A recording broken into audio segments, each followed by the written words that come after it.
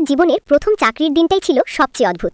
বড় এক ধনী বাড়িতে কেয়ারটেকারের কাজ পায় সে। বাড়ির বড় ছেলে, একসময় সফল ও সুদর্শন সিইও, ভয়ঙ্কর গাড়ি দুর্ঘটনায় পা দুটো হারিয়ে এখন হুইল চেয়ারে বন্দী। দুর্ঘটনার পর তার স্বভাব পুরো বদলে গেছে। রাগী, খিটখিটে, কাউকে সহ্য করতে পারে না। এর আগে 99 জন পরিচারিকা 3 দিনের বেশি টিকতে পারেনি, কিন্তু বেতন এত বেশি যে মেয়েটা ঠিক করে যাই হোক সে টিকে থাকবে। প্রথম দিনেই সে দেখে একজন মহিলাকে দেহরক্ষীরা টেনে বের করে দিচ্ছে। ভয় পেলেও সে সাহস করে বলে, আমি নতুন কেয়ারটেকার, ম্যাসাজও জানি। তাকেও বের করে দেওয়া হচ্ছিল। ঠিক তখন সিইওর ছোট ভাই এসে থামায়। ও থাকবে, ওই আমার ভাইকে দেখবে। প্রথম কাজ ম্যাসাজ। সিইও পালাতে চাইলে মেয়েটা লিফটের সামনে হুইল চেয়ারের ব্যাটারি খুলে ফেলে। শান্তভাবে বলে, ভাগ্যিস আপনার পায়ে অনুভূতি নেই, ব্যথা তো লাগবে না। এই অদ্ভুত সরল কথায় সিইও থমকে যায়। এতদিন সবাই তাকে করুণা করেছে, কিন্তু এভাবে স্বাভাবিকভাবে কেউ কথা বলেনি। এরপর শুরু হয় খাওয়ানোর যুদ্ধ। তিনি কিছুই খান না, না সাদা, না ঝাল, না তেল। রাগ করে উঠে যান। পরদিন মেয়েটা ইচ্ছে করে একটাই নাস্তা বানায়। ছোট ভাই এসে সেটাই খেয়ে ফেলে। সিইওর আগে বলে, আমি আর খাবো না, কিন্তু গভীর রাতে ক্ষুধায় চুপি চুপি রান্নাঘরে গিয়ে দেখে তার জন্য রাখা আছে 1 প্লেট ডিম ভাত। সে নীরবে খেয়ে নেয়। মেয়েটা দূর থেকে দেখে হাসে। ধীরে ধীরে বরফ গলতে থাকে। হঠাৎ একদিন এক পুরনো বন্ধু এসে ভিডিও কনফারেন্সে সবার সামনে তার কোম্পানির ক্ষমতা কেড়ে নেয়। অপমান করে বলে, তুমি এখন শুধু হুইল চেয়ারে বসা এক অক্ষম মানুষ। মেয়েটা আর চুপ থাকতে পারে না। সে ঢুকে বলে, আমি কাউকে ওনাকে অপমান করতে দেব না। লোকটা ঠাট্টা করে, তুমি তো শুধু একজন কাজের মেয়ে। মেয়েটা হুইল চেয়ারে জরুরি বাটন চাপ দেয়। দেহরক্ষীরা এসে লোকটাকে বের করে দেয়। সব শান্ত হলে সিইও নিচু গলায় জিজ্ঞেস করে, তুমিও কি আমাকে করুণা করো? মেয়েটা চুপ। কিছুক্ষণ পর সিইও বলে, তুমি চলে যাও, তোমাকে বরখাস্ত করা হয়েছে। মেয়েটার চোখ ভিজে ওঠে। কিন্তু ঠিক তখন খবর আসে